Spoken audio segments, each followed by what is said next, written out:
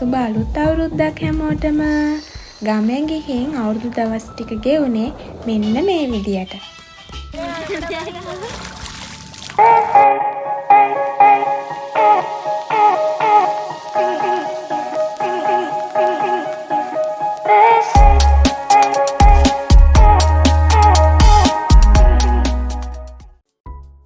අලුත් අවුරුද්ද පටන් ගන්නෙම ගෙවල් අස් කරන සෝදන වැඩේ.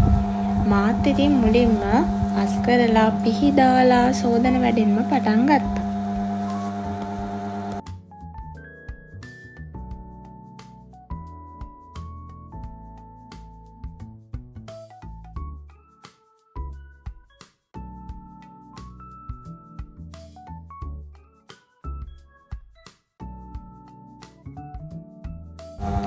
අස් කරලා ඊට පස්සේ සෝදලා ඇඳවල් වලට අලුත් බෙඩ් ෂීට්ස් දාලා මේ වගේ මුලින්ම අලුත් ආරම්භයක් ගත්තා අලුත් අවුරුද්දට යන්න කලින්.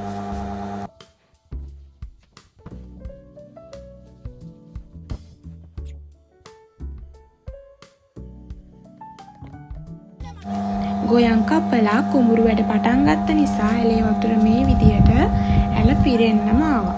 ඒ නිසා කර්ටන් ටික ලේසියෙන්ම සෝද ගන්න පුළුවන් වුණා.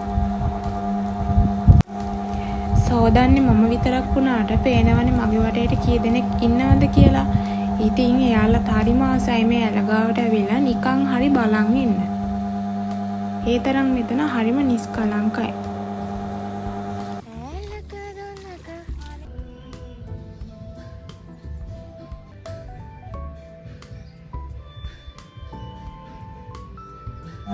කැවිලි හදන්න තෙල් හදාගන්න තමයි මේ ටික මේ අවුවට දාලා තියෙන්නේ. අස් කරලා සෝදලා තාවම ඉවර නැහැ. මෙයාලා ටිකක් පිරිසිදු කරන්න ඕනනේ.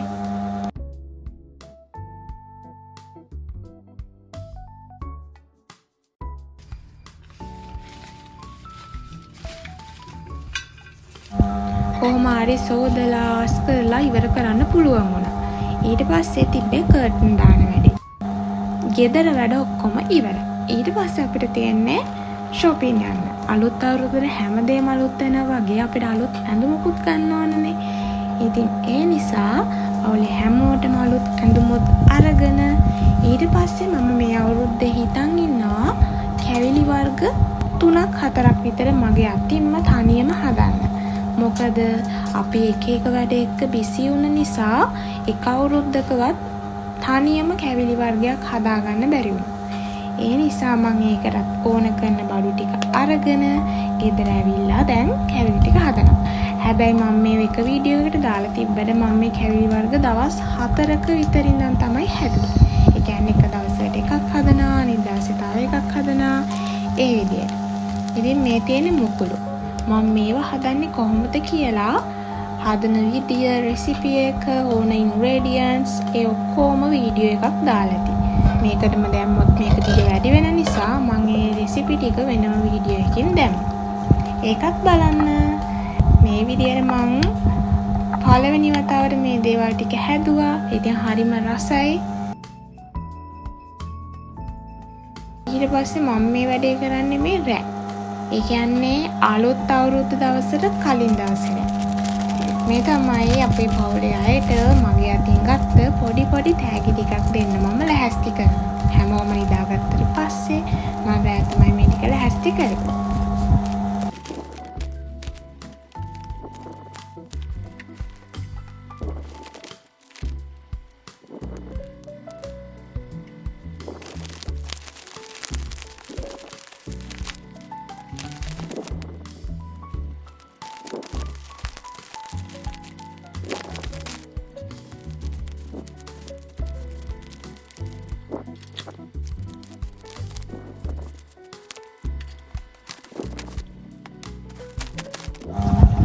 ඉතින් මේ තියෙන්නේ 14 වෙනිදා. ඉතින් අපි මේ ඉක්මනට ලැහැස්ති වෙන්නේ ලිපගිනි මොලවන වෙලාවට කිරි මුට්ටියක් ලිපේ තියලා කිරි උතුරවන්න. මේක ඉතින් අනිවාර්යයෙන් ඔයාලා ගෙවල් වලත් කරන සුපුරුදු චාරිත්‍රයක්.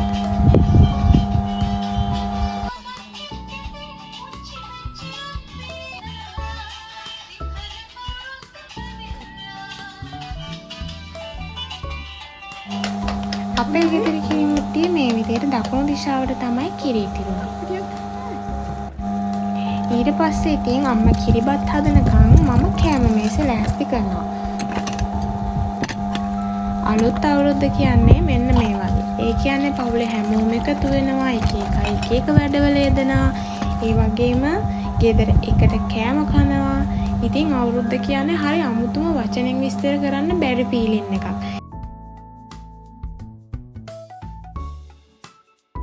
බුලත් පැලෙන් බුලත් කොළ ටිකක් කපාගෙන මම දැන් ලෑස්ති වෙන්නේ කෑම මේසේ ලස්සනට හදන්න. ඉතින් මේ තියෙන්නේ මම ෆයිනලි හදලා ඉවරනාට පස්සේ අපේ කෑම මේසේ මං හදපු කැවිලි වර්ග ටිකත් එක්ක.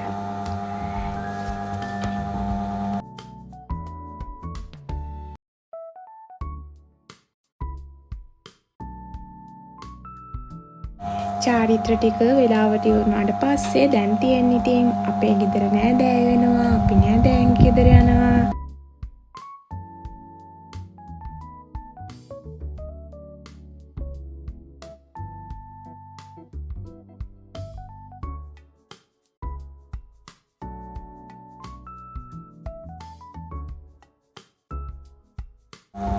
හැබැයි ඊට කලින් අපි මුලින්ම පන්සලට යන ලැහැස්ති වුණා.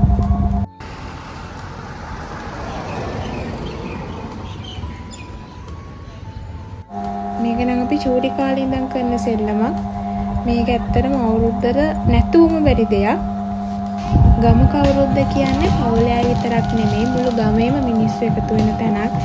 රතිඤ්ඤ පත්තු කරලා, එකට නටලා, කාලා, සෙල්ලම් කරලා ඔය විදිහට තමයි ඉතින් අපේ අලුත් අවුරුද්ද ගෙවුනේ. විශේෂම අවස්ථා ටිකක් තමයි මම මේ වීඩියෝ එකට ඇඩ් කරලා තියෙන්නේ. ඔක්කොම ඇඩ් කරන්න ගියත් වීඩියෝ එක දිග වෙන නිසා. ඉතින් ඔයාලත් අලුත් අවුරුද්ද සැමරේ කොහොමද කියලා කමෙන්ට් කරන් යන්න. ඒ වගේම අර වීඩියෝ එක බලලා රස කෑම try කරලා බලන්න. ගිහින් යන්නම්. බයි බයි. අලුත් වීඩියෝ එකකින් හම්බ වෙමු.